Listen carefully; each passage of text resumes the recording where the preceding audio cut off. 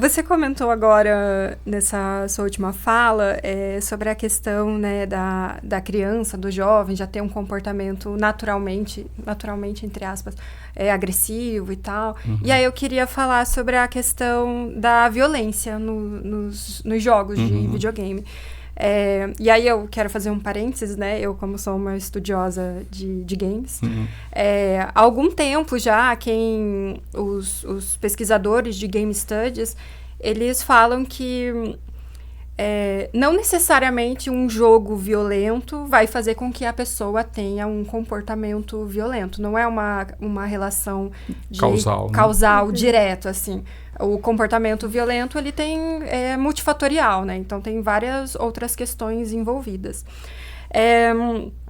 E aí, entra nessa questão, né, da classificação etária, né? Que vários jogos têm a classificação ali, até qual idade pode ou não pode jogar, mas isso, obviamente, não necessariamente é verificado, né? Pelos pais, pelos responsáveis.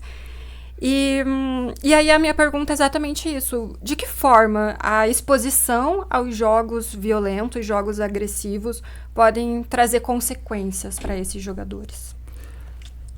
Olha, isso é um tema complexo, bastante amplo, porque a exposição à violência não é só no videogame. Às vezes é o menor problema no videogame. Porque se a gente pensar, por exemplo, a indústria cinematográfica, um dos grandes patrocinadores é a indústria de arma americana. Isso. É difícil você ver um filme... Quais são os filmes que mais aparecem? Filme de guerra, filme de detetive e tudo. É muito frequente uma cena comum nos filmes. Abre-se uma sala e a pessoa lá, o personagem, tem um corredor assim cheio de tudo quanto é arma, né? Metralhadora. Então é muito naturalizado no filme. Isso, obviamente, a arma e a violência. Né? Então a violência é muito naturalizada nas séries, nos filmes. E a gente tem que pensar onde essa criança mora. Muitas vezes essa criança mora numa área onde a violência é o natural dela. Não é o videogame, é a violência real do dia a dia. Né? Porque tem a briga entre ali as disputas das gangues, né, de tráfico de drogas ou de criminosos, ou das milícias, ou da polícia em confronto com eles, né?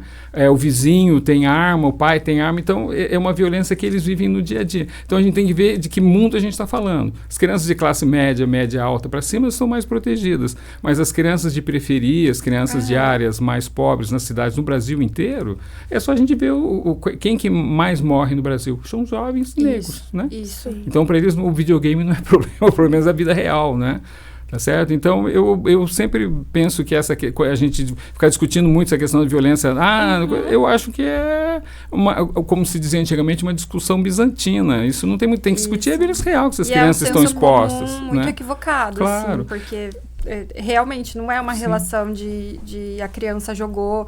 Eu imagino que deve acontecer algo nesse sentido. Se a criança é muito nova ou, né, muito imatura com relação à formação cerebral dele mesmo, em algum momento, assim, quando está jogando, pode impactar ela de uma forma mais intensa naquele momento, mas eu imagino que não a longo prazo, não necessariamente essa criança vai, sei lá, querer agredir um colega, sabe? Normalizar aquele comportamento. Eu acho que pelo videogame é o menor problema, né? A gente vê os índices de mortalidade no Brasil é muito alto. O Brasil é um país muito violento. O Brasil é um país selvagem, no fundo é isso, né? Quem morre mais são jovens, né? Por arma de fogo.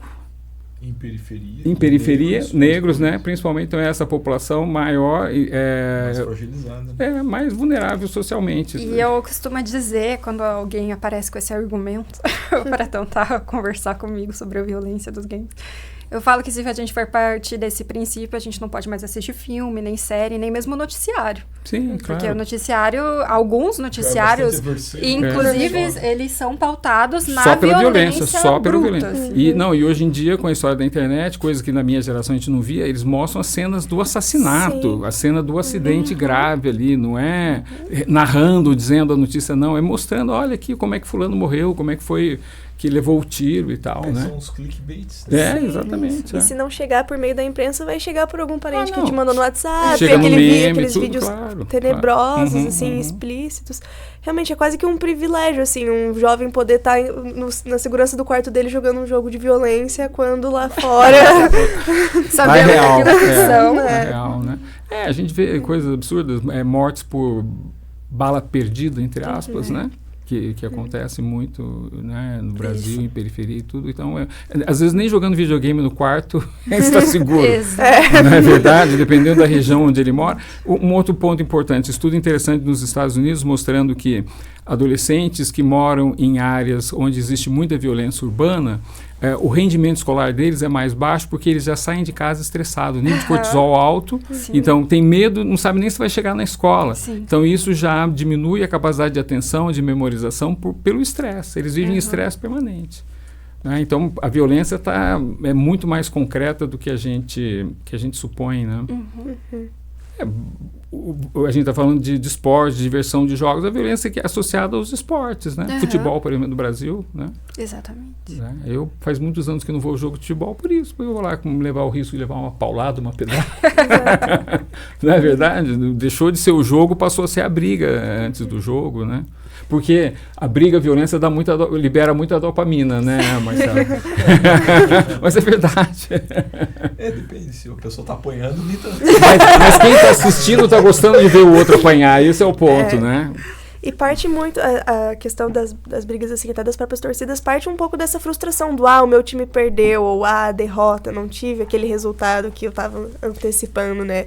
Não só pela cultura da rivalidade, mas também nesse sentido. E quando essas coisas acontecem, é bem isso. Tem gente que aplaude, tem um cara que vai olhar e falar assim, é isso mesmo, tem que dar porrada, dá certo. Porque no fundo a impressão que eu tenho, isso é uma opinião, né? É que a violência acaba funcionando, no caso do futebol, o outro passa a ser o para-raio de todas as minhas frustrações, todas as minhas, né, sequelas aí de uma vida insatisfatória que eu tenho, então eu preciso canalizar isso de uma forma destrutiva e o outro funciona bem, né? Tá certo? Então o outro vira inimigo, né? No caso do adversário do futebol. Então, é um fenômeno complexo na sociedade, né? Por isso que é difícil a gente ficar analisando muito do ponto de vista individual, a gente se perde. Sim, porque, por exemplo, a área do Marcelo conhece todas essas vias, do ponto de vista fisiológica, a gente sabe tudo, né? Sabe tudo. Quais são as áreas, por estudo de imagem, por estudo em laboratório, animais, estudos de acompanhamento. Da agressão, agressão predatória, agressão afetiva. Todas essas coisas bem definido, né? Aí na psiquiatria a gente tem uma certa noção, tem os sintomas, tem algumas formas de tratamento. Então, assim, do ponto de vista técnico, não existe grande problema. O grande problema é social. Como é que você faz com isso? Como é que você aplica? Né? Se pensar no indivíduo, né? O que está acontecendo naquele momento, sim, mas o contexto, né, ele é fundamental, né, para definir aquela resposta, né? E o contexto, ele sempre é complexo, né? Com certeza.